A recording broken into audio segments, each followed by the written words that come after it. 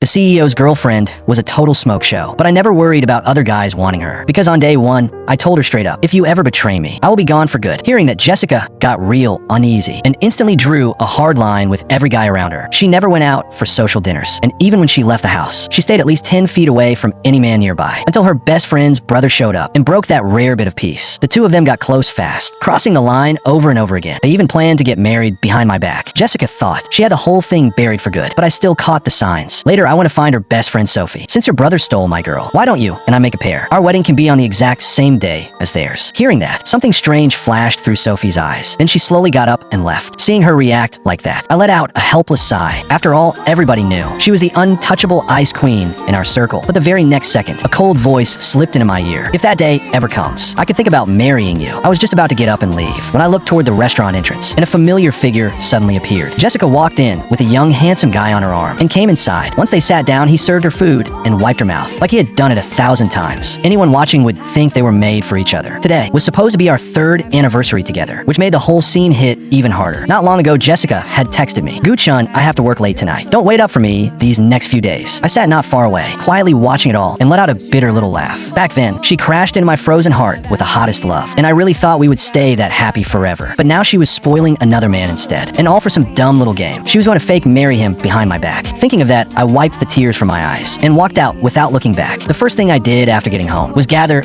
every memory we had made together over all these years, then toss it all into the trash without a second thought. "Sir, ma'am, did you two enjoy your 3rd dating anniversary yesterday?" The moment she heard that, Jessica stiffened, like she had finally remembered way too late. That yesterday was our 3rd anniversary. "Sorry, Gu-chun. Something urgent came up at work yesterday, and I forgot without meaning to." I did not call out her lie. I just smiled softly and said it was okay. Seeing me act like that, Jessica felt even more guilty. She hurried up and called her assistant and canceled every job on today's schedule. Then she lowered her voice and said something else on the phone. After she hung up, she walked over to me. "Gu-chun, let's make up yesterday's anniversary today. Haven't you always wanted to try that new Western restaurant?" I did not say a word the whole ride, and Jessica never noticed anything was off because she kept staring down at her phone the whole way. Honestly, I did not even need to guess. She had been texting Ryan the entire time. The whole restaurant had been booked out. Flowers and our photos were everywhere. Right when the server was about to bring out the food, Jessica happened to go to the restroom, but the phone she left behind kept buzzing nonstop. The noise got to me, so I picked up her phone. My finger hovered over the screen, and I instinctively typed in my own passcode, but it said the password was wrong. My hands trembled a little. That password, she had used it for a full year, and now she had suddenly changed it. I lowered my eyes and tried Ryan's birthday. Sure enough, it unlocked. The first thing I saw was her chat with Ryan, even though she had spent the whole day with me. Her messages with Ryan had never stopped once. Then another text from Ryan popped up. "Jessica, I miss you so much. Your phone kept going off just now. Was something urgent going on?" Jessica froze for a second and only took the phone back after making sure nothing looked off. When the server brought the food, I found an excuse to go to the restroom. When I came back out, the seat was already empty. Right then, my phone suddenly rang. It was a message from Jessica. Something came up at work. I had to leave first. "Next time I will make it up